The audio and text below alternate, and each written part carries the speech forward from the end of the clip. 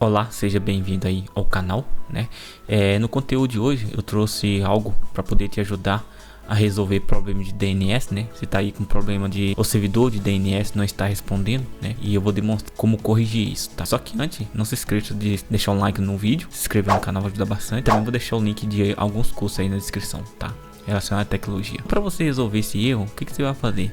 Você vai aqui no menu inicial, vai digitar CMD, tá? Eu vou clicar com o botão direito, executar como administrador. E aqui, ó, deixa eu dar um CLS para limpar. A primeira coisa que você vai digitar aqui é if ipconfig barra flush DNS, tá? Do jeito que tá aqui, ó, tá? Aí ele vai fazer a liberação de cache, tá? E depois você vai aqui no canto inferior aqui, ó, no ícone tá vendo de Wi-Fi.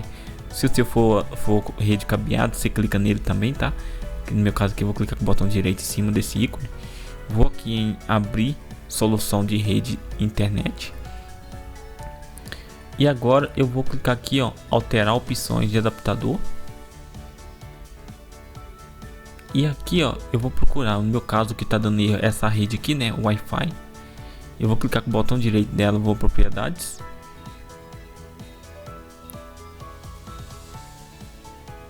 E aqui eu vou procurar por IPv4, tá? Procurar por IPv4 e dar duplo clique nele. E agora eu vou apontar o endereço de DNS, tá? Eu vou colocar aqui o DNS do Google, porque é um endereço de DNS que deixa sua internet mais rápido, tá?